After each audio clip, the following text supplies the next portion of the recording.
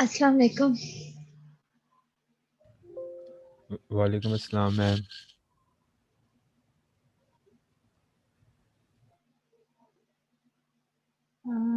Last lecture में कोई issue था?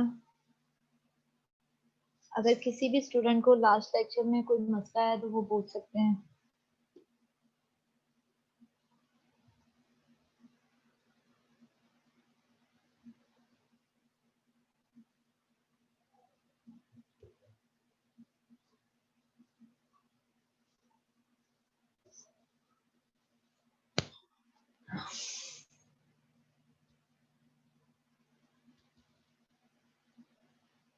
अच्छा, लास्ट लेक्चर में हमने यूज केस डायग्राम स्टार्ट की थी। यहाँ तक हमने देखा था। ये एक तो स्लाइड रह गई है लास्ट लेक्चर की, पहले वो कंप्लीट कर लेते हैं और फिर नेक्स्ट आज का लेक्चर स्टार्ट करते हैं। थोड़ा सा बैकग्राउंड बता देती हूँ। हमने स्टार्ट क्या किया था। पहले सबसे पहले अभी पढ़ हम रिक्वायरमेंट इंजीनियरिंग रहे हैं कि सॉफ्टवेयर डेवलपमेंट लाइफ साइकिल जो होता है उसमें डिफरेंट फेजेस होती हैं। Requirement engineering, analysis, design, implementation, testing, so on and deployment. ये फेजेस होती हैं। हम उनमें से अब इंडिविजुअली हर फेज को डिटेल में पढ़ेंगे। हमने रिक्वायरमेंट इंजीनियरिंग फेज स्टार्ट की है। हमने कहा कि रिक्वायरमेंट इंजीनियरिंग का मतलब ये है कि रिक्वायरमेंट्स को सिस्टमैटिक वे में गैदर करना। अब वो सिस्टमैटिक वे किया है।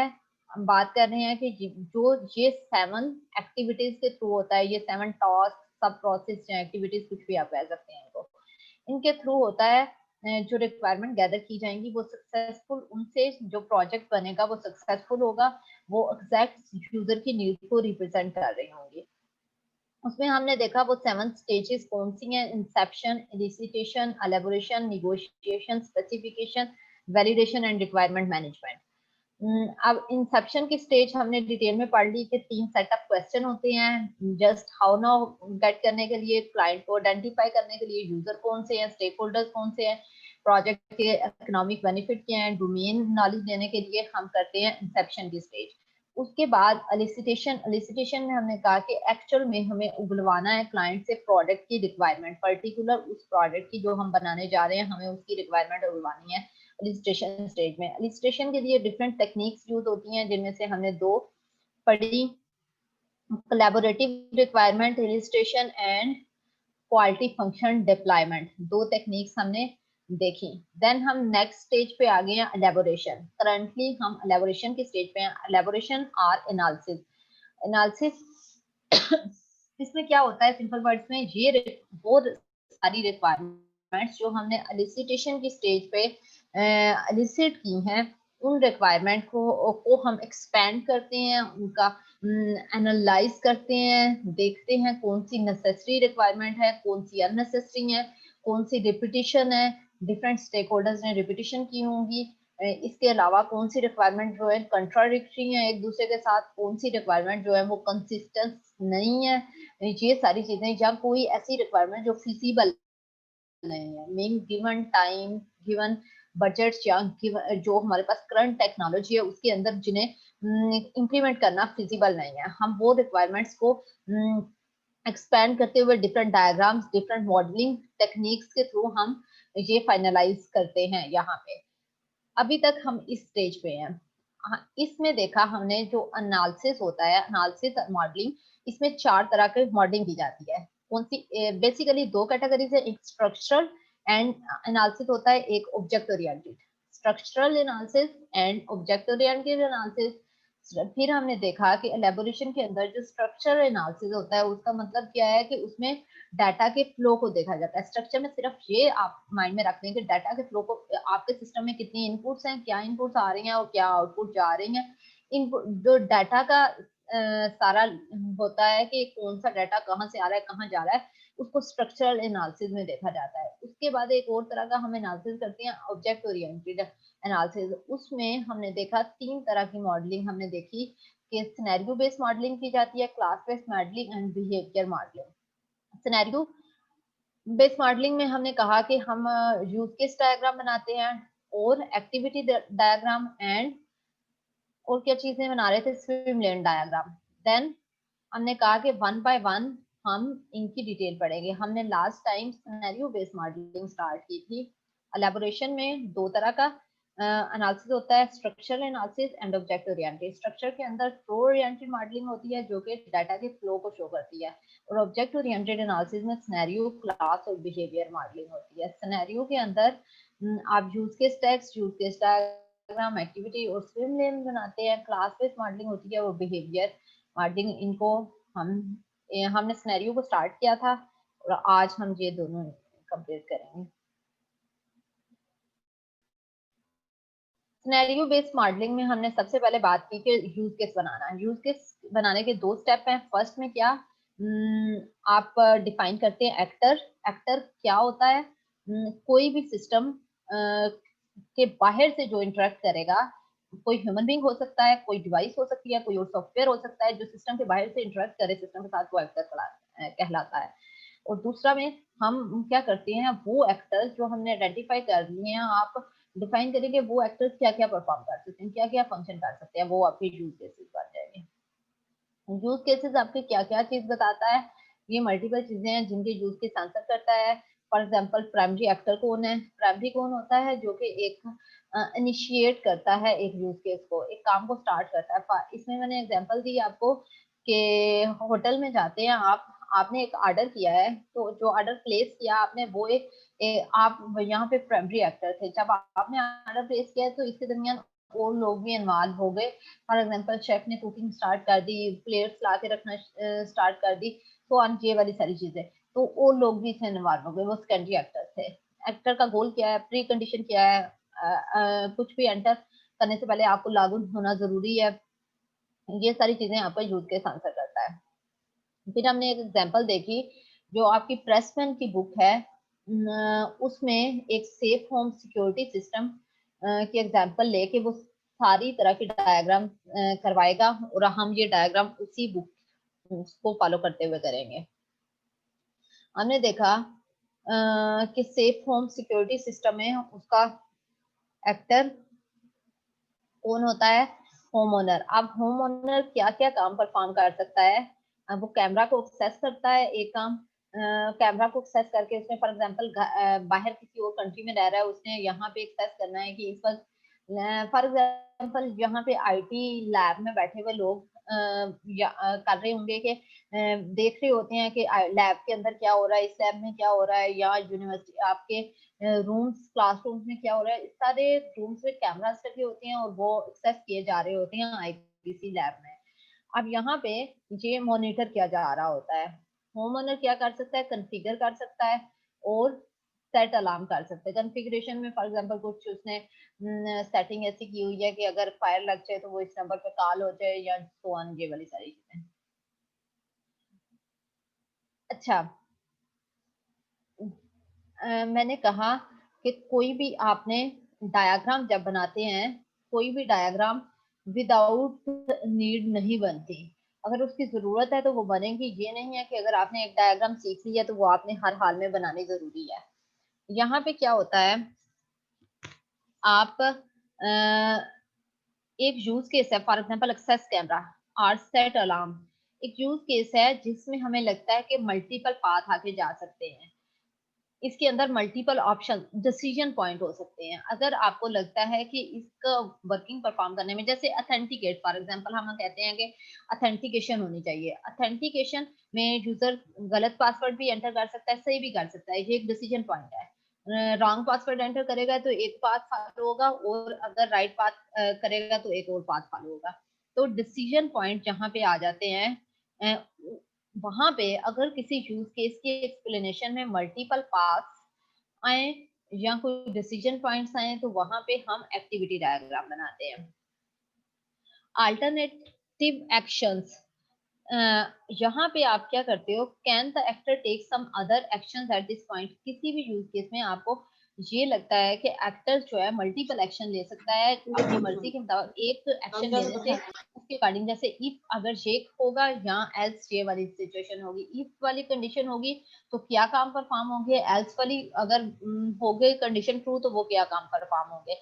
इसी तरह यहाँ पे अगर वो अल्टरनेट एक्शन ले सकता है, is it possible that the actor will encounter some error condition at this point, अगर कोई एरर कंडीशन आ सकती है, is it possible that the actor will encounter behaviour invoked by some event outside the actor's control, अगर ये सारी चीजों में से कुछ होता है तो उस केस में आगे कैसे चलेगा। फॉर एग्जांपल ऑथेंटिकेशन की जैसे मैंने एग्जांपल दी थी, अगर राइट पासवर्ड एंटर करता है तो क्या होगा, और अगर रॉन्ग पासवर्ड एंटर करता है तो क्या होगा। उस केस में हम वो यूज केस यहाँ पे वो यूज केस, अब यहाँ पे ये एक्टर है, ये सिस्टम की बाउंड्री है, आपने माइंड में नहीं, एक्टर को शो कर रहा है, ये सिस्टम की बाउंड्री है, ये जो डिब्बा बना हुआ है, और ये यूज केस का नाम है, यहाँ पे ये यूज केसेस है, ये जो एक्टर जो परफॉर्म कर सकता है, इनको यूज केसेस को ओवल में लिखा जाता है। उसके बाद हम अगर कोई यूज केस में मल्टी अल्टरनेटिव पाथ्स हों या डिफरेंट डिसीजन पॉइंट्स हों तो उसको एक्सपेंड करके हम एक्टिविटी डायग्राम बना देते हैं। फॉर एग्जांपल यहाँ पे देखें, यहाँ स्टार्ट होता है user name password user enter करता है, अगर ये देखें ये डिसीजन पॉइंट है एक, यहाँ पे अगर इनवैलिड यूजर नेम पासवर्ड होगा तो प्रॉम्प्ट फॉर री एंट्री आपके डिस्प्ले पे शो हो जाएगा कि री एंटर पासवर्ड, जहाँ अगर आपका वैलिड पासवर्ड या आईडी आपने एंटर किया है तो आएगा ये सेम उसी सिक्योरिटी सिस्टम की जो आपको ये यूज केस किया गया है, इसी की हम आगे एक्टिविटी डायग्राम बना रहे हैं। एक तो valid user name password enter करने पे क्या होगा, अगर invalid user name password enter किया गया है तो उस केस में क्या होगा, इनवैलिड के केस में दोबारा से एंटर करने का दिया जाएगा, दोबारा एंटर करने में फिर आगे डिसीजन पॉइंट है, या तो वो एग्जिट कर देगा, आप सर्विस यूज ही ना करो, या फिर वो दोबारा से एंटर करें।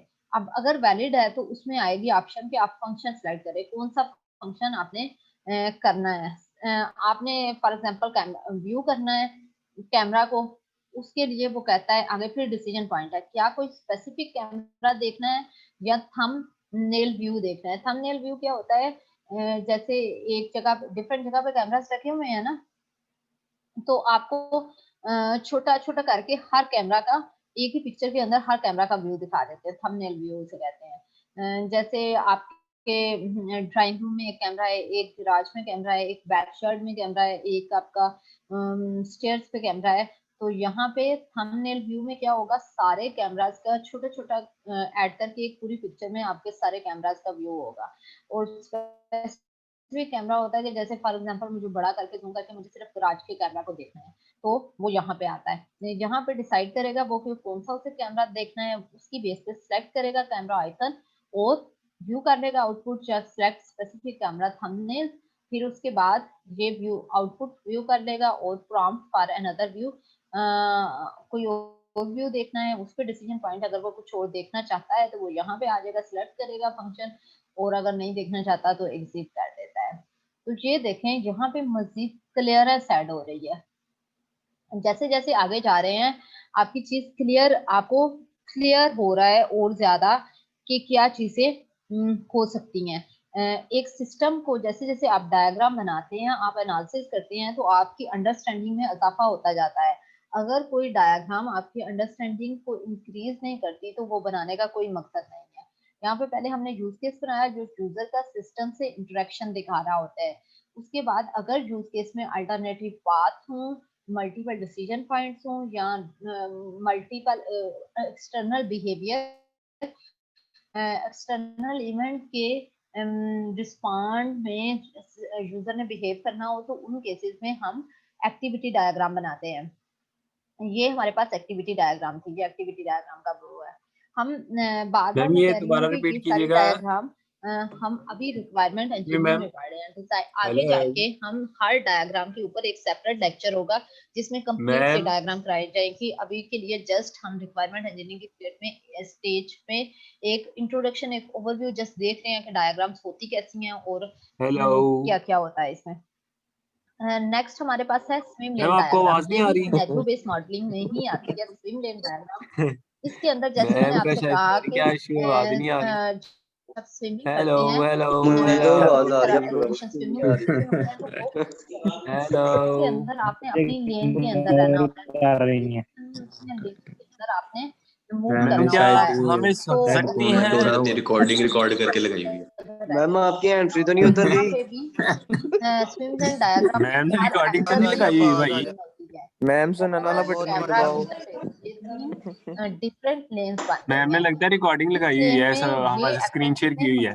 फंक्शन परफॉर्म कर सकता है वो सारे शो मुझे यही करेंगे। लग रहा है। कैमरा, वीडियो आउटपुट, ये केवल फंक्शन परफॉर्म हाँ करता है। मैम टीटो हेलो पार्टियां वो लगाने सारी शो छोड़ होगी जो दें। कि कैमरा परफॉर्म कर सकता है। और देन ये वाली लेन भाईजान, है ये जिसके लगता है अंदर कि ये स्क्रीन सारे शेयर मैडम इंटरफेस शेयर पे कर क्या रही हैं। क्या शो होता है वो है तो मैच फिक्सिंग आप के ओए ओए ये अब्दुल्ला एदी स्क्रीन रिकॉर्डिंग। मैम आप सुन रही थी, मैम कब से बुला रहे हैं आप? Hello hello. अब मैम सुन रही हैं जो मैम सारी है हम एंट्री बोल ढूंढ रहे थे। रही। अब मैम वो सुन रही है। मैम को लेट जा रही है आवाज। मैम आपको आवाज लेट जा रही है, क्या आ ही नहीं एक हाँ रही? दो हाँ एक दो अभी दिन मैम बाद हमारी पहुंचेगी। वही टीटो पार्टियां सुन रही हैं तब से। मुझे तो अब क्वेश्चन भी भूल गया, क्या क्वेश्चन पूछना था। कोई नहीं यार, दोबारा लेक्चर सुनो फिर हो क्वेश्चन पूछना जाएगा। है। मैम आपको आवाज आ रही है? हेलो मैम मैम दुनिया से 5 मिनट बहुत पहले लेट है। भाई ने क्वेश्चन पूछना था, क्वेश्चन भूल गया भाई को। 5 मिनट पहले भाई यार, बाकी अब तो क्वेश्चन भूल गया अब ये जो तुम बोले ये भी 5 मिनट बाद जाएगा मैम को। है। तुमने बोला वो भी जाएगा। जी बेटा, आपने माइक म्यूट कर ले और जिस ओ क्वेश्चन पूछना है वो क्वेश्चन।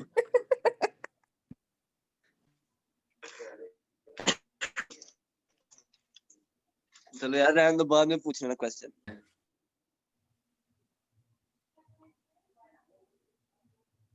अब्दुल्ला, क्वेश्चन पूछना है आपने? यस मैम, आपको आवाज आ रही है? जी आप बोले। मैं भाई पूछ रहा था कि आप का 5 मिनट पहले मैं क्वेश्चन कर रहा था, आपको शायद आवाज नहीं थी आ रही। मैं पूछ रहा था एक दफा ये रिपीट कर दें, ये यूज केस और एक्टिविटी डायग्राम जो किस केसेस बस बता दें कि ये इस केस में और इस केस में यूज हो रही है। बेटा अभी वो मैं लास्ट लेक्चर वही रिपीट कर रही थी। असल में क्या है कि जब भी हमने स्टार्ट करना है तो हमने सबसे पहले आइडेंटिफाई करना है कि यूजर कौन कौन से, जब हमने दिखाना है कि हमारे सिस्टम के यूजर कौन कौन होंगे और वो सिस्टम से कैसे इंटरेक्ट करेंगे, वो सिस्टम में क्या क्या काम परफॉर्म कर सकते हैं, तो उसके लिए हम यूज केस डायग्राम बना लेते हैं। यूजर आइडेंटिफाई कैसे करते हैं? कोई भी चीज जो सिस्टम के बाहर से सिस्टम के साथ इंटरेक्ट करेगी, वो ह्यूमन बीइंग हो या कोई सॉफ्टवेयर हो या कोई मशीन हो। मशीन की एग्जांपल जैसे बायोमेट्रिक डिवाइस है। सॉफ्टवेयर की एग्जांपल जैसे फॉर एग्जांपल हमारी अटेंडेंस जो सैलरी जनरेट होती है, वो अटेंडेंस की बेस पे अगर होती है तो वो अकाउंट डिपार्टमेंट जो होगा वो इनपुट यहाँ पे इनपुट भी दे रहा है और आउटपुट दे रहा है कि कितने लोगों ने कितने डेज की सैलरी जनरेट करनी है। और ह्यूमन की एग्जांपल क्या होगी? फॉर एग्जांपल जो अटेंडेंस लगा रहा है या कोई रिपोर्ट जनरेट कर रहा है, एचआर मैनेजर जो है अटेंडेंस की रिपोर्ट जनरेट कर रहा है, तो वो एक एक्टर होगा। एक्टर का सिस्टम से इंटरेक्शन जो होता है वो यूज केस डायग्राम दिखाती है। एक्टिविटी डायग्राम क्या करती है? जहां पे आपको लगे यूज केस के अंदर और एक्सप्लेनेशन की मल्टीपल पाथ है और जहां भी एक्सप्लेनेशन की जरूरत है, डिटेल ऐड करने की जरूरत है, हम मल्टीपल एक्शन ले सकते हैं। एक चीज की बेस पे मल्टीपल एक्शन लिए जा सकते हैं उस जगह पे। जैसे ये देखें, हम यहाँ पे डिसीजन पॉइंट था, यहाँ पे डिसीजन पॉइंट है, यहाँ पे फिर डिसीजन पॉइंट है।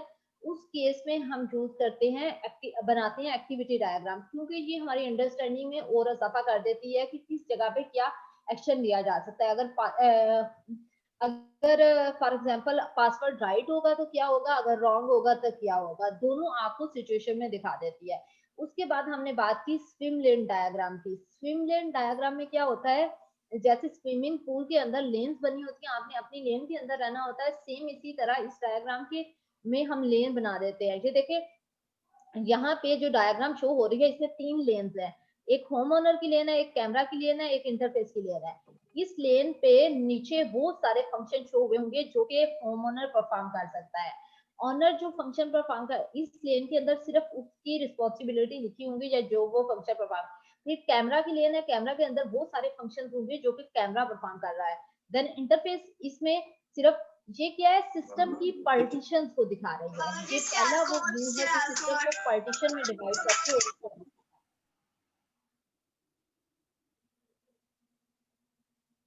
बेटा आपने कैमरा को आपने माइक को ऑफ रखा करें, जब कोई क्वेश्चन हो सिर्फ उस टाइम पे पूछें। अभी अब्दुल्ला क्लियर हो गई ये बात? मैम ये आपकी आवाज कट रही थी, प्लीज वो use case activity diagram clear हो गई, ये स्विम लेन प्लीज दोबारा रिपीट कीजिएगा। बेटा स्विम लेन हेलो। क्या होती है, जैसे मैंने आपसे आप कहें समझे कि हम सिस्टम की पार्टीशन कर रहे हैं, जितने हमारे एक्टर्स थे, एक्टर की बेस पे हम सिस्टम की पार्टीशन कर रहे हैं। जितने भी एक्टर्स होंगे ना, आपने उतनी लेन्स बना लेनी है। सबसे पहले काम ये करना है कि हमने लेन्स बना ली जितने हमारे एक्टर्स हैं। आपने ठीक टॉप है। पे लिख दिया, जैसे हमारा होम ओनर कैमरा इंटरफेस। उसके बाद वो एक्टर जो फंक्शन परफॉर्म कर सकता है, जो सिंपल एक्टिविटी डायग्राम थी आपने इससे पहले बनाई है, उसमें से जितने फंक्शंस उस एक्टर के होते हैं वो उस लेन में लिख देते हैं, बाकी आगे ट्रांसफर कर दे। कैमरा के जितने फंक्शंस होंगे वो कैमरा की लेन में आ जाएंगे, उसके बाद बाकी आगे ट्रांसफर कर दे। देन इंटरफेस के जो फंक्शंस होंगे वो इंटरफेस की लेन में आ जाएंगे। किसी भी जब आपने यूज केस डायग्राम बना लिया, उसमें जितने एक्टर्स होंगे उतनी लेंस बन जाएंगी, और पार्टीशन कर रहे हैं सिर्फ सिस्टम की, और जो पर्टिकुलर एक्टर जितने फंक्शन परफॉर्म करता है वो उसकी लेन में आ जाए। ओके मैम, थैंक यू, आप क्लियर है। यहाँ तक हमारा लास्ट लेक्चर था। अब हम स्टार्ट करते हैं मैम ये आपने जो आज एलएमएस पर का इसकी लेक्चर। स्लाइड्स अपलोड की हुई हैं, ये ओपन ही नहीं हो रही। बेटा वो रिपेयर से हो जानी थी, लेकिन अभी मैंने दोबारा अपलोड कर दी हैं। आपके 4th और 5th वीक दोनों में मैंने न्यू स्लाइड्स अपलोड की हैं, आप चेक कर लीजिएगा। रिपेयर से भी नहीं थी हो रही। चलें ठीक है मैम, ओके थे। अभी न्यू अपडेट की हैं, वो देख के चेक करके मुझे मेल कर दीजिएगा अगर वो भी नहीं ओपन हुई तो। हमने ओके अभी मैम। तक देखी है सिनेरियो बेस्ड मॉडलिंग। अब हम कह रहे हैं हम देखेंगे flow oriented modelling. Flow oriented modelling किस टाइप की एनालिसिस में आती थी, याद करके मुझे बताएं।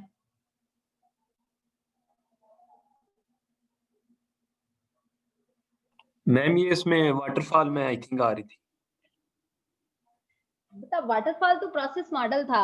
हम अभी क्या पढ़ रहे हैं, हम रिक्वायरमेंट इंजीनियरिंग के अंदर एनालिसिस और एलैबोरेशन स्टेज में पढ़ रहे हैं। एनालिसिस हमने कहा कि एनालिसिस दो तरह के होते हैं, एक स्ट्रक्चरल एनालिसिस होता है और एक ऑब्जेक्ट ओरिएंटेड एनालिसिस होता है।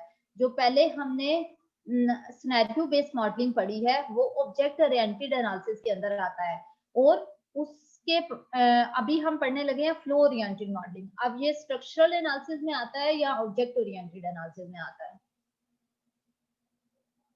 Structure analysis. ऑब्जेक्ट ओरिएंटेड में। मैम ये जो है आता है, पता नहीं। स्ट्रक्चरल एनालिसिस में आता है। स्ट्रक्चरल एनालिसिस में हम डाटा के फ्लो को देखते हैं। जहां पे भी फ्लो का वर्ड आएगा आपने सोचे बगैर कह देना है कि जी स्ट्रक्चरल एनालिसिस होता है, जिसमें हम डाटा के फ्लो को देखते हैं। ऑब्जेक्ट ओरिएंटेड एनालिसिस में हमने scenario based modelling, class based modelling and behaviour modelling देखनी है। स्ट्रक्चर एनालिसिस में फ्लो ओरिएंटेड मॉडलिंग है, जो कि डाटा के फ्लो को देखना है। इसके अंदर हम डिफरेंट तरह के डायग्राम्स देखेंगे। सबसे पहले कुछ डाटा फ्लो डायग्राम बनाई जाती हैं, शायद आपने नाम सुना हो डीएफडी, डाटा फ्लो डायग्राम्स। यहाँ पे कुछ गाइडलाइंस है, पहले इनको देख लेते हैं फिर हम डायग्राम देखते हैं कि कैसे होती हैं। Depict the system as a single bubble in level 0। अच्छा, डाटा फ्लो डायग्राम जो होती हैं इसके डिफरेंट लेवल्स होते हैं।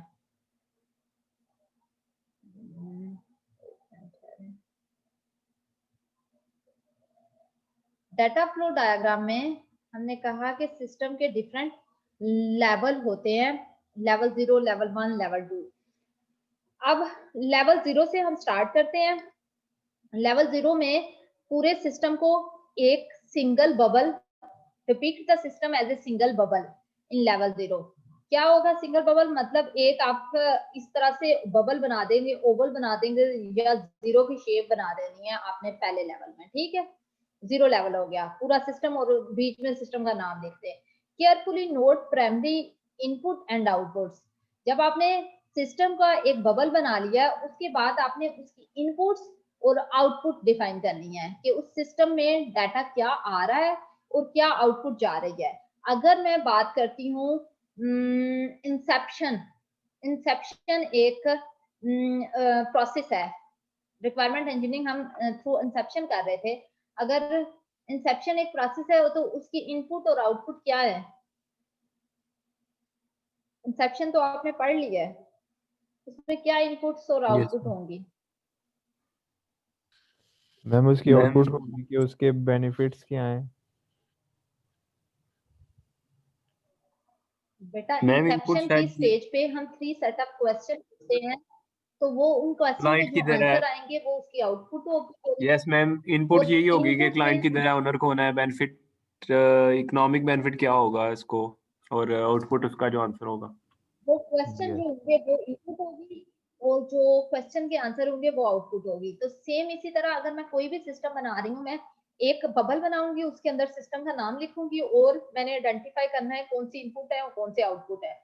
अगर हम बात करते हैं एचआर के सिस्टम की, हम ह्यूमन रिसोर्स मैनेजमेंट सिस्टम बना रहे हैं, उसके लिए मैंने डाटा फ्लो डायग्राम बनानी है। सबसे फर्स्ट लेवल पे पहला स्टेप क्या है कि सिस्टम को सिंगल बबल बना लेना है। तो मैंने एक राउंड सा बबल बनाऊंगी, उसके अंदर लिखूंगी HRM, human resource management.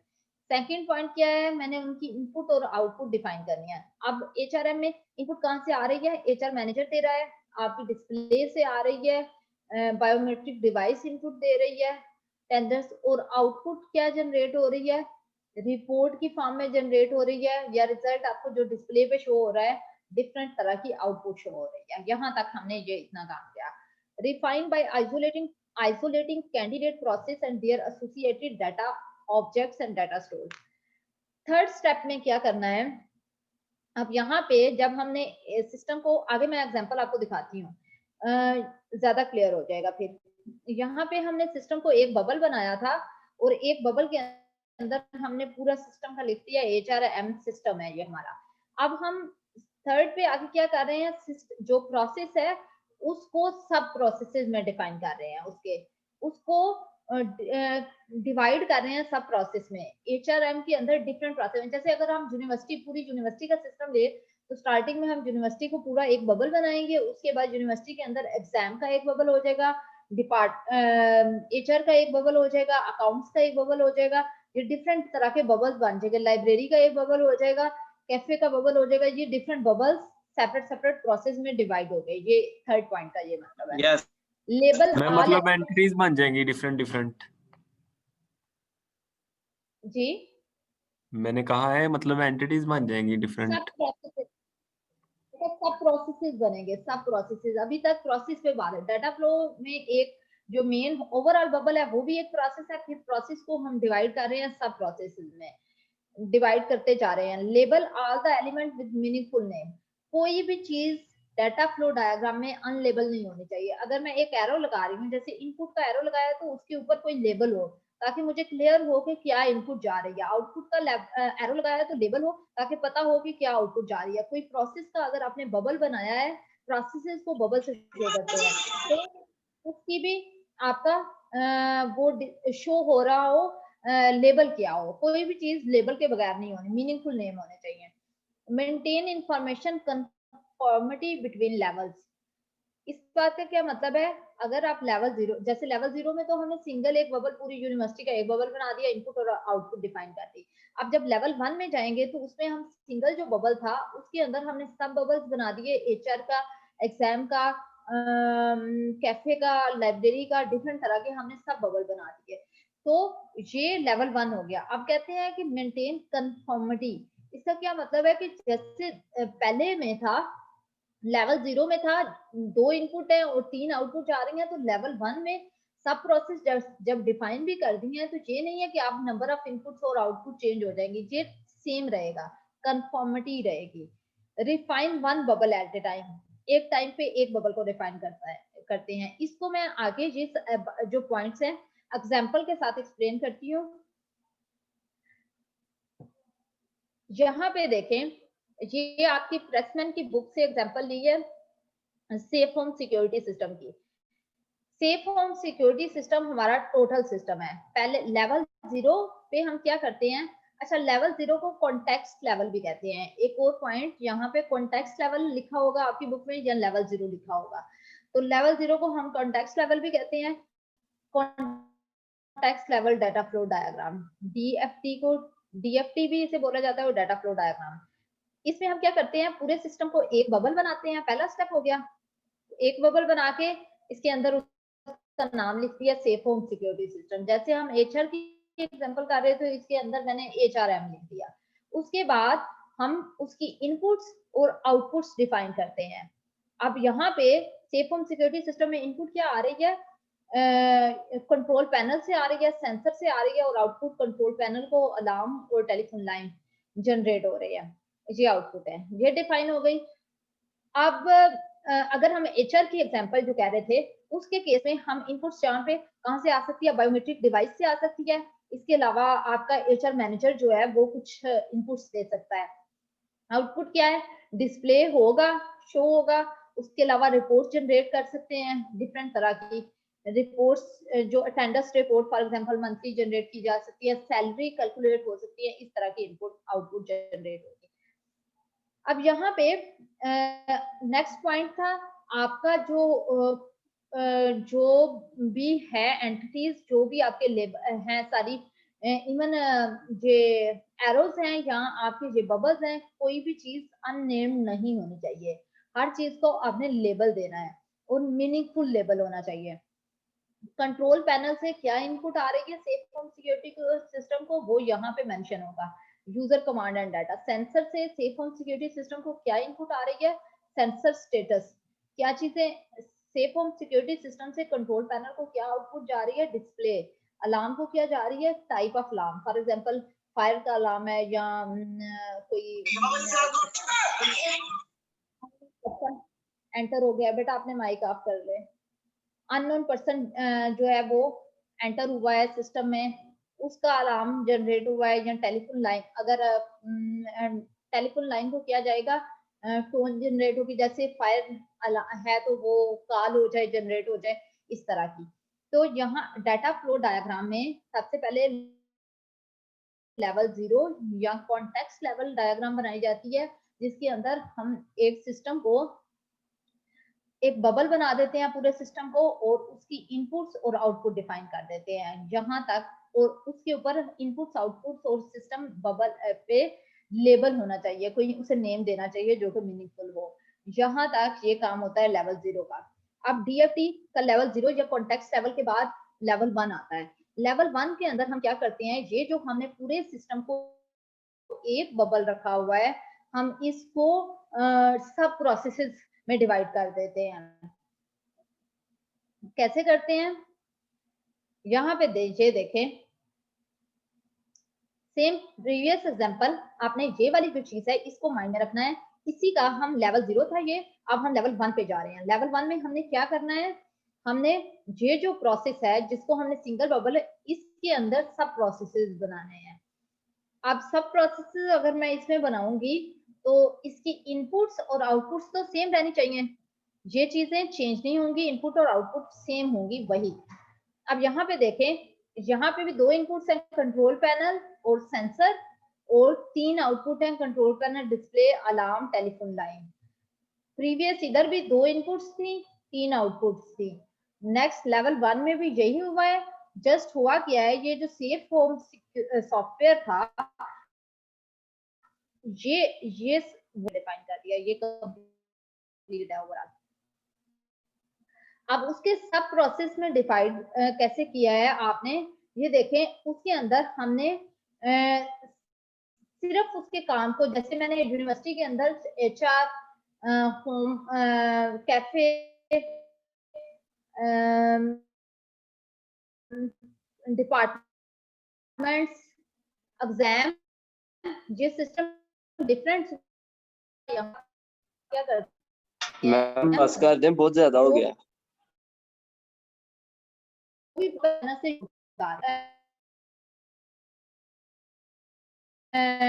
User के साथ इंटरेक्शन करने के लिए कोई, अब यूजर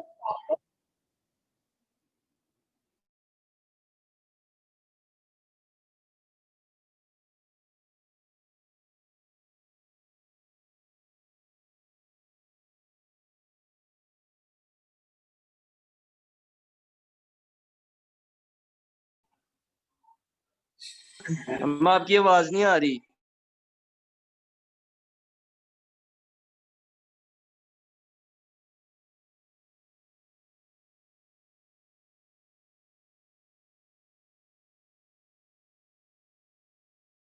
मैम नहीं रहे।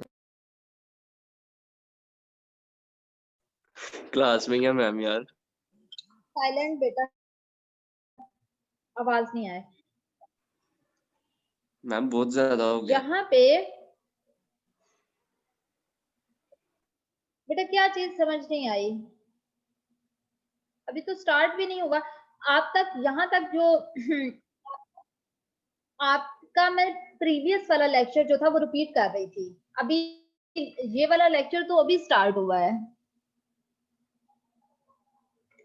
अभी ये 2 स्लाइड करने के बाद फिर मैं ब्रेक दे देती हूँ। ब्रेक के बाद कर लेते हैं, नहीं जिसमें मैम हम छुट्टी। डिस्कस कर लेंगे।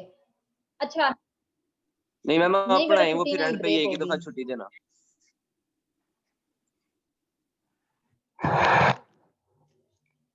अब यहाँ पे क्या हुआ है, हमने उसको प्रोसेस को जो के प्रीवियस स्लाइड में देखें, सेफ फ्रॉम सिक्योरिटी, ये वाला बबल जो था सेम, ये अगर इसके इर्द गिर्द मैं वो लगा दूं राउंड, तो ये वो बबल है, उसके अंदर सब प्रोसेसेस हमने डिफाइन कर दिए हैं। अब यूजर की कमांड जो है, वो यूजर अगर इंटरेक्ट करता है तो 3 तरह से इंटरेक्ट कर सकता है। या वो कॉन्फ़िगरेशन कर सकता है सिस्टम की, या सिस्टम को एक्टिवेट डीएक्टिवेट कर सकता है, या पासवर्ड की प्रोसेसिंग हो सकती है। अब ये एक्टिवेट डीएक्टिवेट या प्रोसेस जो पासवर्ड होता है उसका डिस्प्ले जाएगा, एक्टिवेट का फॉर एग्जांपल एक्टिवेट मैसेज जाएगा कि सिस्टम एक्टिवेट हो गया या आपका अनसक्सेसफुल हो गया है या कोई चीज आपने शो नहीं करवाई। पासवर्ड में भी आपका वैलिड आईडी पासवर्ड है वो, या इनवैलिड आईडी पासवर्ड है वो भी सिस्टम पे चला जाएगा। या वैलिड के केस में अगर लॉगिन हो जाता है तो वो शो हो जाएगा, अगर नहीं होता तो वो डिस्प्ले में शो हो जाएगा कि आप नहीं कर सकते। कॉन्फ़िगरेशन सेटिंग में आप डाटा कॉन्फ़िगरेशन कर सकते हैं। कॉन्फ़िगरेशन में इधर क्या एग्जांपल मैं दे सकती हूँ, ये देखें डेटाबेस ये चीज शो कर रही है कि सेव किया हुआ है, पर इस केस में हम क्या एग्जांपल दे सकते हैं, सेफ होम सिक्योरिटी सिस्टम है, लाइक आपका फायर अलार्म है, तो उस केस में किस नंबर पे कॉल करनी है। अगर आपका कोई थेफ्ट कोई चोर एंटर हो गया है घर में, कोई बंदा घुस आया है, तो उस केस में आपने किस नंबर पे कॉल करनी है। तो ये चीजें सेव की होंगी सिस्टम में, वो कॉन्फ़िगरेशन सेटिंग उसे कह रहे हैं कि सिस्टम को हमने कॉन्फ़िगर कर दिया। अब ये प्रोसेस हो गया। उसके अलावा जो सेंसर है, सेंसर का स्टेटस मॉनिटर करने के लिए एक सेपरेट प्रोसेस होगा जो उसको मॉनिटर करेगा, उसका भी डिस्प्ले पे आप शो कर देंगे। डिस्प्ले का डाटा कंट्रोल पैनल पे चला जाएगा और इसके अलावा मॉनिटर सेंसर की इंफॉर्मेशन से अलार्म जनरेट होगा और टेलीफोन कॉल होगी। टेलीफोन कॉल के लिए हमें डेफिनेटली यहाँ से डाटा चाहिए, तो वो ये वाला डाटा यहाँ से आ रहा है हमारे पास। हमने वो एक सिस्टम को सब सिस्टम में डिवाइड कर दिया। उसके बाद इनको नंबर दिया जाता है। जैसे अगर हम कहते हैं कि उस एक सिस्टम को सेफ होम सिक्योरिटी 4 5 6, उस एक सिस्टम के हमने प्रोसेस के सब प्रोसेसेस 6 बना लिए। अब ये लेवल 1 था। लेवल 2 में क्या होगा, अब अगर आपको लगता है इनमें से कोई एक ऐसा प्रोसेस है जिसको मजीद एक्सपैंड करने की जरूरत है, जिसमें जो इतना क्लियर नहीं है, जिसमें और ज्यादा थोड़ा सा कॉम्प्लेक्स प्रोसेस है और उसको एक्सपेंड किया जा सकता है, तो उस केस में लेवल 2 बनेगा। अगर आपको लगता है कि आपकी डायग्राम इतनी क्लियर हो गई है, उसमें मजीद कोई कॉम्प्लेक्सिटी नहीं है, सारे प्रोसेस जो हैं वो क्लियर हैं, अंडरस्टैंडेबल है, तो आपको नेक्स्ट लेवल बनाने की जरूरत नहीं है। अगर किसी भी स्टेज पे आपको लगता है कि कॉम्प्लेक्सिटी है, जिसमें नेक्स्ट लेवल बना लेना होता है। अब नेक्स्ट लेवल कैसे बनता है, जैसे 1 2 3 4 5 6 हमारे ये प्रोसेस है, हम एक प्रोसेस को एट अ टाइम एक्सपेंड करते हैं। ये नहीं कि हम अगले लेवल में, जैसे 0 लेवल से 1 लेवल पे आते हुए हमने सिर्फ एक प्रोसेस को, सेफ होम सिक्योरिटी सिस्टम जो एक बबल था उसको एक्सपेंड करके ये 6 बबल बनाए। अब इन 6 के 6 को, अगर हो सकता है कि ये भी कॉम्प्लेक्स होता है, ये भी कॉम्प्लेक्स होता है, दोनों को हम एट अ टाइम नहीं हमने एक्सपेंड करना था, एक वक्त में एक बबल को एक्सपेंड करते हैं। ये पॉइंट लिखा हुआ था गाइडलाइंस में, 1 बबल एट अ टाइम।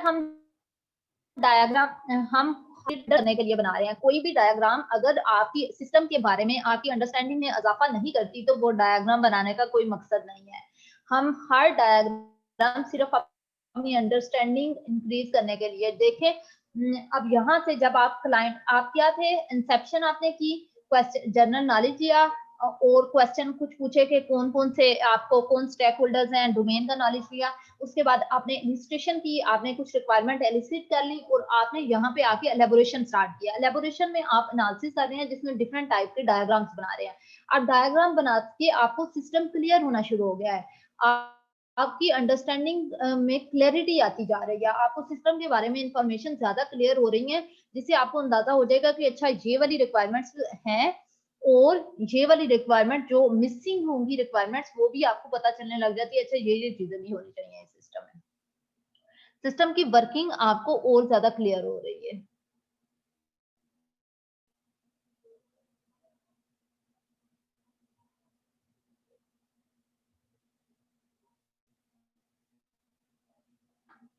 अच्छा, इसके लिए सिर्फ इतना सा कर लें कि सिस्टम डिफरेंट स्टेट्स में होता है। कंट्रोल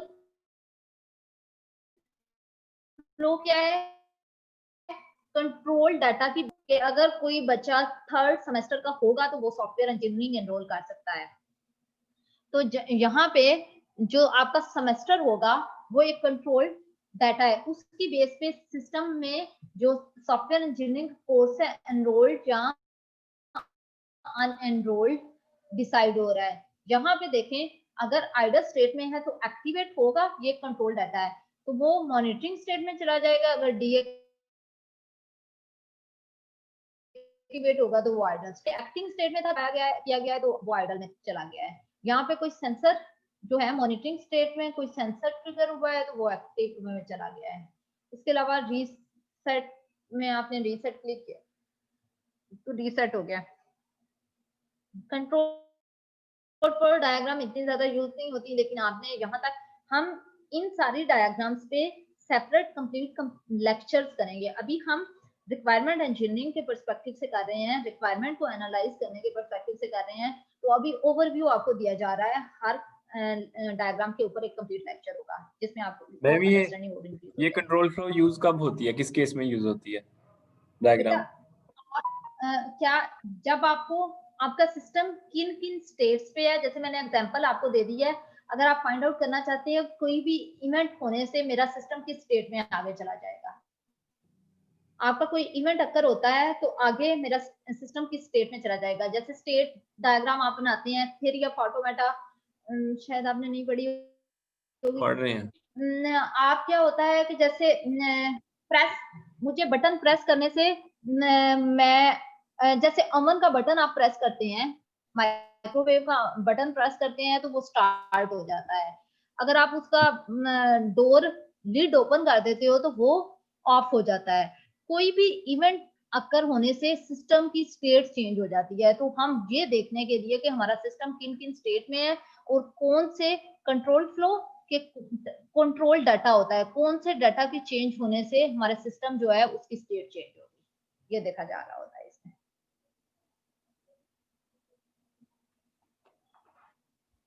प्रोसेसिंग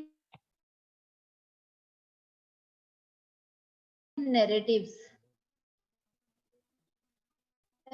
इसमें 4 पॉइंट्स लिखे की बुक से लिए गए हैं, सेफ सिक्योरिटी सिस्टम की एग्जांपल। अब इसको मैं सारे पॉइंट्स को रीड नहीं करूंगी, मैं पहला पॉइंट रीड कर देती हूँ। इस पॉइंट के लिखने का मकसद क्या है, ये कोई याद करने वाली या ऐसा चीज नहीं है, ये मैंने आपको सिर्फ दिखाया हुआ है कि प्रोसेसिंग नैरेटिव्स क्या होते हैं। इसका मतलब क्या है कि सिस्टम की जो फंक्शनैलिटी होती है उसे रिटन फॉर्म में, टेक्सचर फॉर्म में लिख दिया जाता है।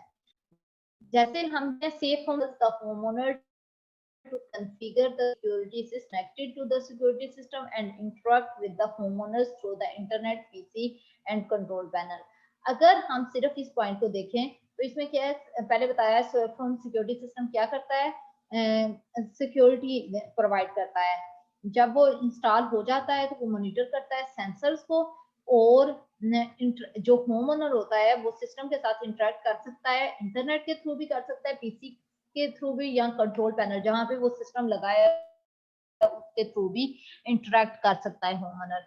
अच्छा, ये बात बताने का मकसद, इसमें याद करने वाली कोई चीज नहीं है, सिर्फ आपको दिखाया गया है कि आपको आइडिया हो के प्रोसेसिंग नैरेटिव क्या होती है। अगर कहीं पे बात हो जाए या क्वेश्चन पूछ लिया जाए या कहीं पे भी आप देखें तो इस बात का मतलब क्या है, आपको ये पता हो होता क्या, टेक्स्ट में आपने डिस्क्राइब कर दिया कि आपका सिस्टम क्या परफॉर्म कर रहा है। हम पहले क्या एक ही सिस्टम के डिफरेंट तरह के व्यू बना रहे हैं डायग्राम्स में। हमने यूजर का इंटरेक्शन दिखाया यूज केस डायग्राम से, फिर हमने यूज केस को एक्सपेंड करके मल्टीपल पाथ्स दिखाए एक्टिविटी डायग्राम से, फिर हमने स्विम लेन डायग्राम में सिस्टम को एक्टर्स की बेस पे पार्टीशंस में डिवाइड कर दिया और हर पार्टीशन में जो एक्टर जो फंक्शनैलिटी परफॉर्म कर रहा है वो शो करवाई। उसके बाद हमने फ्लो ओरिएंटेड मॉडलिंग में डाटा फ्लो डायग्राम्स बनाई, जिसमें हमने देखा कि सिस्टम में कितने प्रोसेसेस हैं और डाटा कहाँ से आ रहा है, कौन कौन से प्रोसेस को कौन सी इनपुट मिल रही है और कौन सी आउटपुट जनरेट हो रही है। उसके बाद ये फिर आप उसको रिटर्न डिस्क्रिप्शन है आपके सिस्टम की, आपका सिस्टम ये परफॉर्म कर सकता है।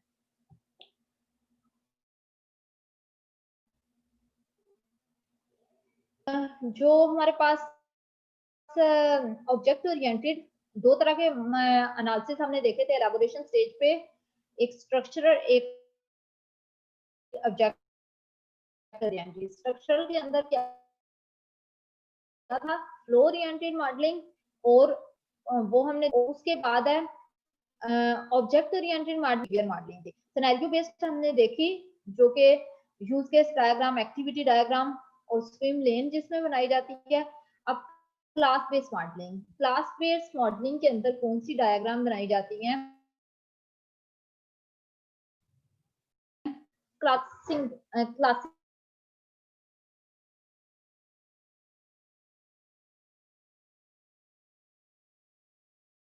बनाई जाती है।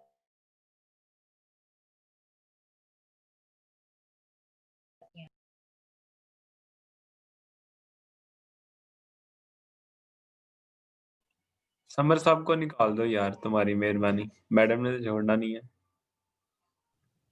मैं कब होस्ट बनाऊं? अभी मैंने तुम्हें बनाया, तुम एक काम करो, सबको निकाल दो, क्लास एंड हो जाएगी। ओए नहीं, मैं मत यार, बस अब नहीं और पड़ेगा।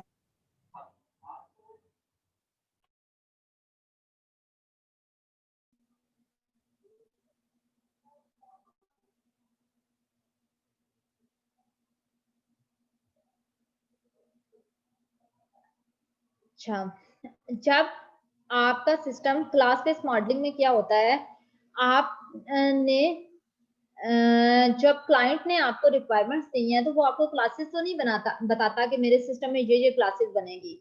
आपने क्लासेस बनानी है, कैसे आइडेंटिफाई करेंगे क्लासेस को, उसके लिए क्या किया जाता है, सबसे पहले परफॉर्म ग्रामेटिकल पार्सिंग। पार्सिंग क्या होता है, पार्सर क्या करता है, कौन मुझे बताएगा पार्सर क्या करता है, पार्सर का क्या काम होता है।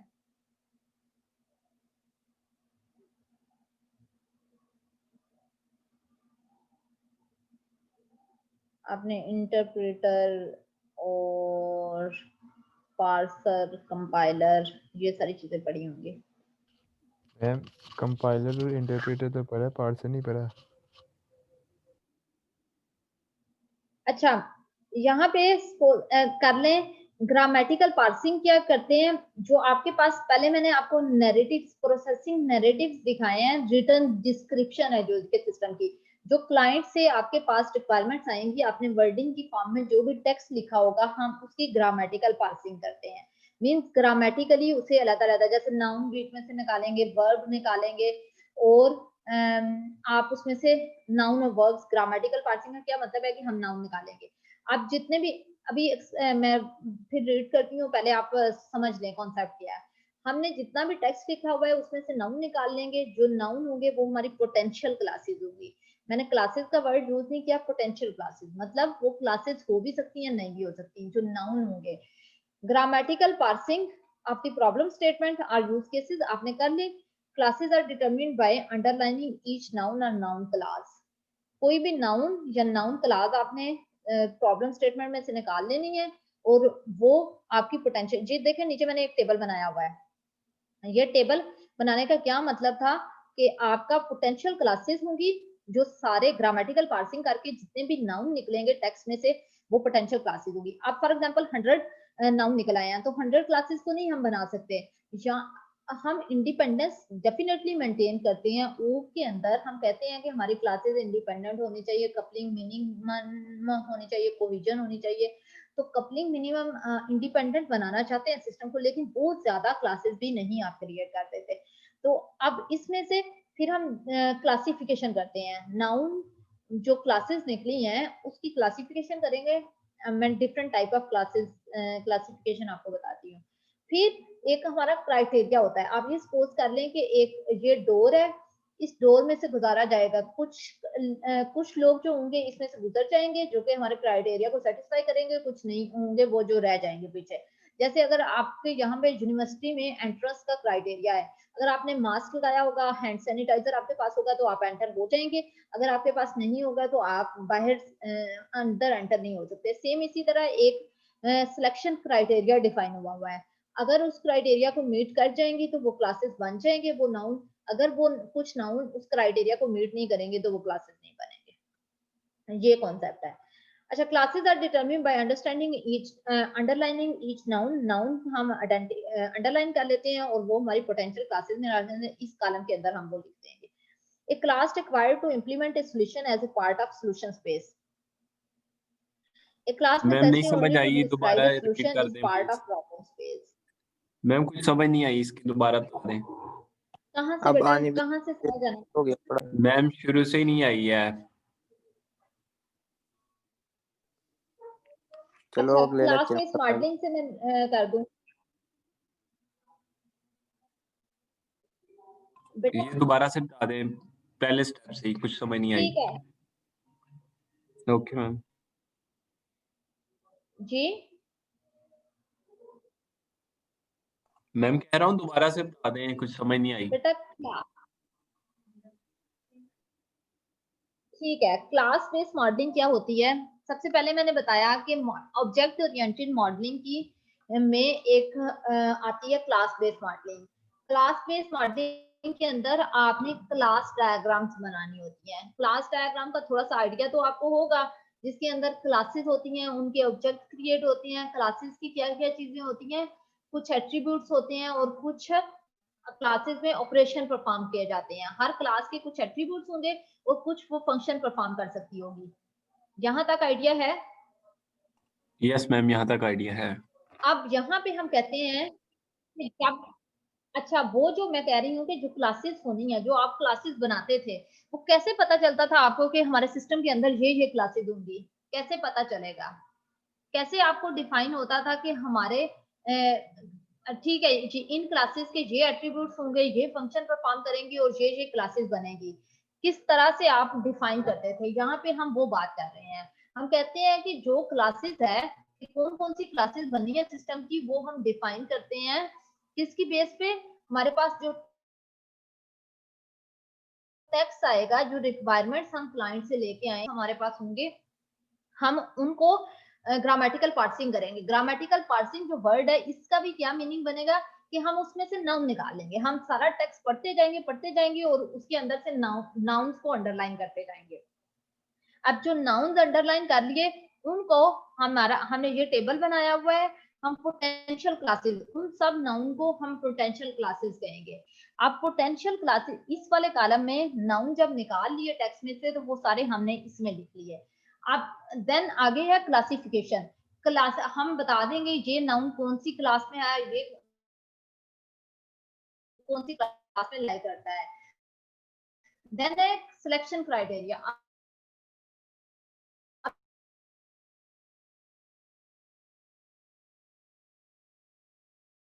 अब जो सारे नाउन जाएंगे, अब एक बन जाए, एक होंगी।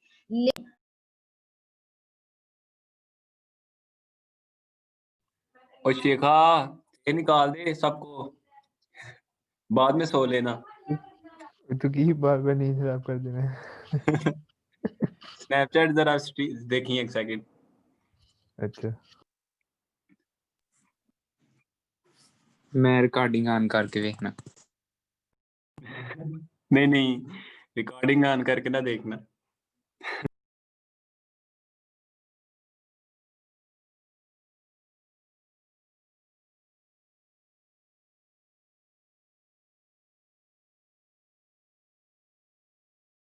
मैम को भेजता हूँ, मैम को कहता हूँ मैम ये आपकी क्लास में इस तरह का मुंह बना के बैठता है। चल पुत्र, तुम तो गया। ठीक है, भेज दो भेज ओए ये क्या था?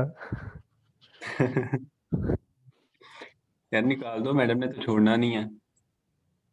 एनू किक कर दे। चलो मैं तुम्हें कर निकाल साकिब दूँ ਨੂੰ सबसे किक पहले। कर, एनू काट पहले। मैं साकिब ਨੂੰ अब्दुल्ला निकाल दो। ਉਹਨੂੰ ਪਤਾ ਮੈਂ ਉਹਦੇ ਕੋਲ ਵੀ ਆ ਜਾਣਾ ਜਿਹਨੇ ਮੈਨੂੰ ਕੱਢਿਆ। यार पता नहीं मैं किस दिन बनूंगा उसमें, सिवा जिस दिन बनाना उस दिन मैंने सबसे पहले इस साकिब को निकालना है, इसका पहले नेम चेंज करना है, फिर इसको निकालना है। मेरा पुत्र छुट्टी कर। ओए ओए ओए साले राक्षस। शीटो बाड़ियां ला रहे हैं, चुप करके बैठ। Big fan big fan sir, big fan.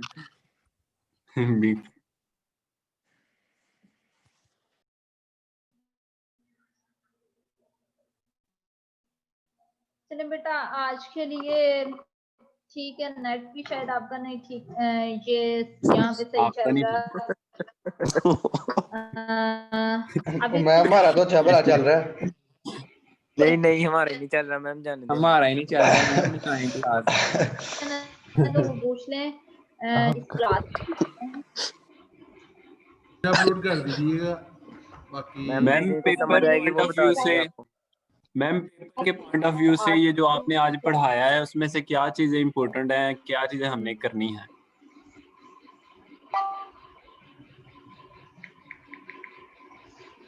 Hello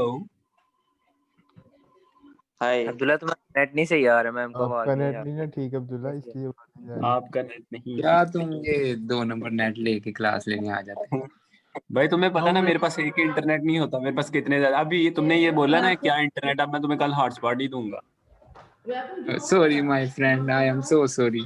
नहीं अब वो भाईजान, अब चुप आपको कर इंटरनेट नहीं मिलेगा। नहीं नहीं नहीं, मैं तो मजाक कर रहा था। माय फ्रेंड मैम बोल रही है कुछ सुन ले। मैम आपकी आवाज ही नहीं आ रही। भाई मैम कुछ बोलेंगी तो सुनेगी ना। मैम थोड़ा ऊंचा बोले। नेट ठीक कराओगे तो आवाज आएगी ना।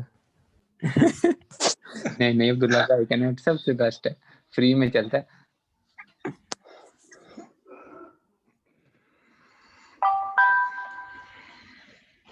देखिए तुम भाई देखा अगेन बन गए हो। हमारा ही देखा नहीं नेट ठीक मैम, इसलिए फिर बात हमारा कर रहे हैं। हमारा नेट नहीं ठीक। ओए तू ठीक कर रहा है क्या? सही कह रहे हैं आप। हमारा नेट मैम के लेवल का नहीं है। डोडी मैं फिर सैटरडे ਨੂੰ ਰੋਟੀ ਨਾ ਖਾ ਗਿਆ ਹਾਂ। ਕੀ ਹਾਲ हाँ ना खा के आई। बाबा जी सियालकोट। बाबा जी सियालकोट। बाबा जी सियालकोट। तो मेरा पुत्र छुट्टी कर फाग जहाज। तेनों मैं कराना छुट्टी है। आपको नहीं पता कॉल कर रहे हो, अंदर लेक्चर हो रहा है। ओ शट अप। लेक्चर हो रहा है भाई, बंद करो। किधर से आ जाते हैं ऐसे लोग? सलमान पास, that's why I am calling you. और बड़ा तो आया अंग्रेज, चुप कर। आया मैं। चलिए इधर बाजू इधर बिग टिकटॉक है, बिग फैन सर। मैं इधर ही।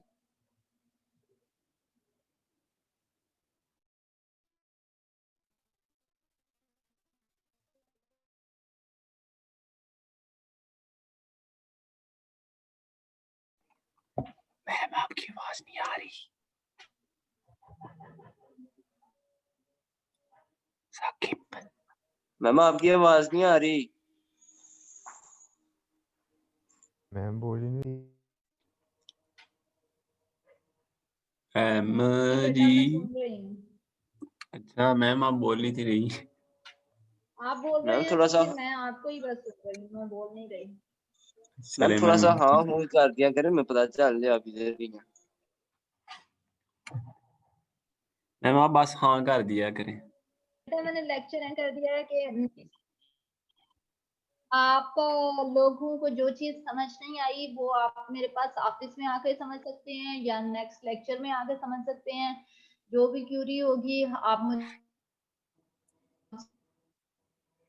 से पूछ लीजिएगा नेक्स्ट लेक्चर आपने तैयार रखना ओके है, हो गया मैं मैम। किसी भी टाइम क्विज दे सकती हूँ मैम Next पेपर week के अटेंडेंस हो गई है। कहीं पे भी क्विज दे सकती हूँ। मैम क्विज के पॉइंट ऑफ व्यू से ये जो आपने लेवल 0 1 2 पढ़ाया है उसमें कौन? से हमने क्या करना है वो तो बता ओए दीजिए। एनजी बैठ पढ़ने वाला क्या है? बेटा सारा करना है, जितना होगा सब करना है। नहीं मैम, अब ये आपने स्लाइड से ऊपर से मतलब लेवल 0 1 2 बढ़ा दिया है, तो इसमें से मतलब क्या हम याद करने वाला, हमारे याद करने वाला क्या है? सब कुछ। बेटा आपने सिर्फ अंडरस्टैंड, याद कुछ भी नहीं करना, अंडरस्टैंड करना है। अगर मैं आपसे अगर जैसे home safe home security HR की बना के दें, एचआर का सिस्टम, तो आप उसको डिकम्पोज कर लें। आप सबसे पहले आपने क्या करना है, एक बबल बनाना है, इनपुट आउटपुट डिफाइन करनी है, उसके बाद बबल को डिकम्पोज कर देना है। सब प्रोसेसेस आपने सोचना है अपने ज़हन से कि क्या क्या होंगे, एचआर के अंदर काम कैसे होता होगा, कि कोई भी ऐसा सिस्टम जिसकी आपको बनाने के लिए मिल जाए, क्या उसकी जगह बना सकते हैं। यूज केस डायग्राम जैसे थी, अगर मैं उसकी जगह पे आपको कह देती हूँ एचआर सिस्टम की यूज केस डायग्राम बनाएं, या फेसबुक का जो है लॉगिन उसकी यूज केस डायग्राम बनाएं, तो क्या बना लेंगे? एक्टर होगा वही एक मैम। यूजर, हाँ तो मैम। सिस्टम का एक्टर कौन होगा, पहले ये सोच कर डिफाइन करें एक्टर्स को, फिर उसके मैम बाद ये यूज तो केस बहुत मुश्किल बनाना दें। काम है, इस तरह तो हमारे से बनेगा नहीं। अगर आप कोई सिनेरियो हमें दे दें और सिनेरियो में कोई डिटेल्स दे दें, यानी उसमें ये सब कुछ हो, तो फिर बन सकती है। इस तरह तो मैम बहुत मुश्किल हो जाएगा। ठीक है, जिस तरह से भी आपसे पूछा जाएगा ना उस लेवल का, अगर मैं आपको जर्नल दे देती हूँ तो वो हर इंडिविजुअल, वो एक जर्नल था, उसके मार्क इस तरह से नहीं होते कि आपने डिटेल में हर चीज बनाई। अब मैं अगर फेसबुक का दे देती हूँ, फेसबुक के अंदर तो इतना ज्यादा चीजें होती हैं, आपको अगर कोई चीज दी जाएगी तो ऐसी अननोन नहीं होगी कि टोटली अननोन चीज आपको उसका पता ही ना हो तो आपको दे दिया जाए। अगर दी जाएगी तो एक सिनेरियो के फॉर्म में क्वेश्चन हो सकता है, अगर वो सिनेरियो नहीं दिया हुआ तो वो बहुत कोई जर्नल चीज होगी जिसकी प्रोसेसिंग सबको पता होगी।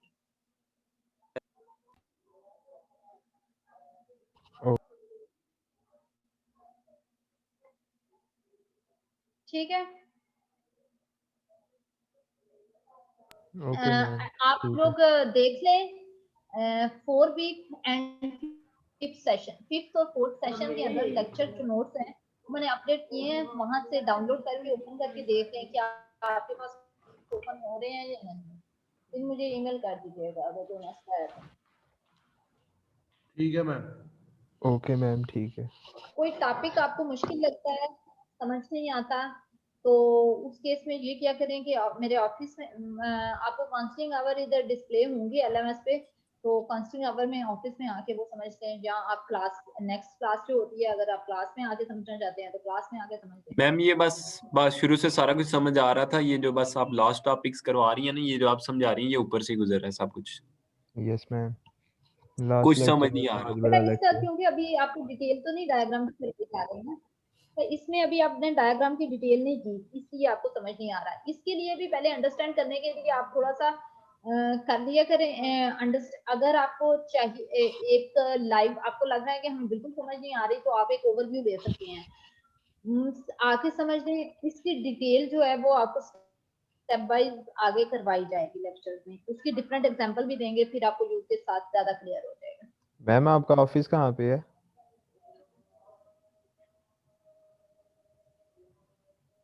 नीचे जहाँ पे आप डिपार्टमेंट में एंटर होते हैं, उसके साथ है 18 फैकल्टी ऑफिस है, 18 नंबर, क्लासरूम्स 18। जहाँ पे हैं उनके साथ। ओके मैम ठीक है।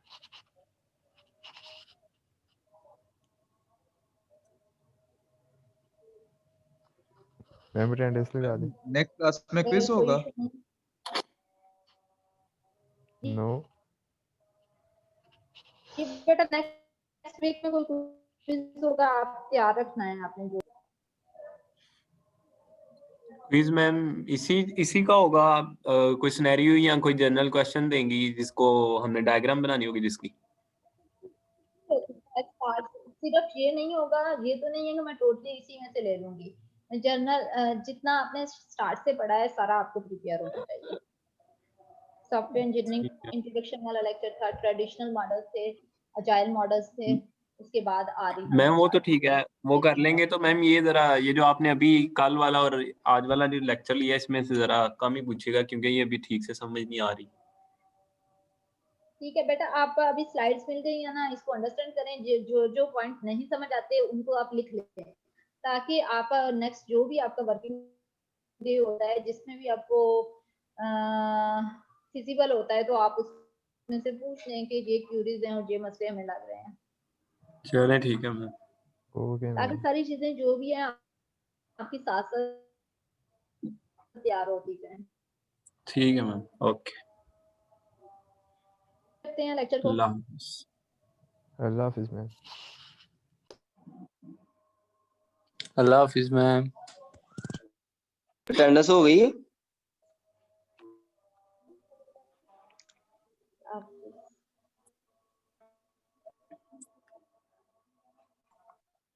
तला अटेंडेंस हो गई?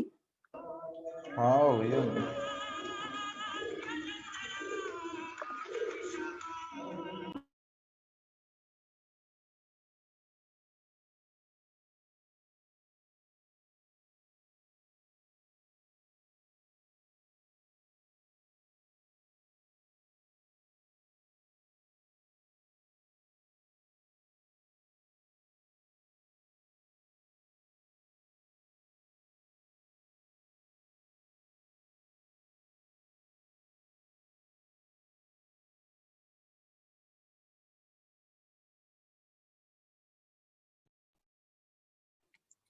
समर चलो जी चल जा मीटिंग एंड होगी अब। भाई क्यों तुम सो क्यों रहे हो, मुझे ये तो बताओ पहले। और क्या करूं, कौन सी समझ आ रही है? मैम कुछ देख गई हैं? मैम जी भाई, कह क्विज ही देखेंगे, गई है। जितना आपने कब? पढ़ा है ना उसका क्विज होगा आपका। मतलब अभी पढ़ा तो कुछ भी नहीं। अभी क्विज है, 5 बजे सबमिशन है उसकी। अच्छा जी, ले आऊं फिर कॉपी पेंसिल बिस्मिल्लाह बैंक उठा? ले आओ ले आओ। नहीं उधर से ही ना उसको लूंगा। कुछ आता है ना तुम्हें। वो खुद सोया हुआ है। सुआ हुआ वो।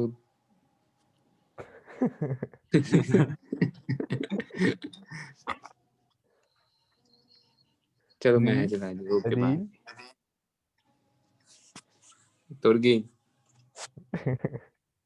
सारिਆਂ ਨੂੰ ਵਾਰੀ ਵਾਰੀ ਆਵਾਜ਼ ਦੇਣਾ, ਸਾਰੇ ਟੁੱਟ ਜਾਣਗੇ। चलो ओके बाय। चलो meeting and. Hello meeting hello hello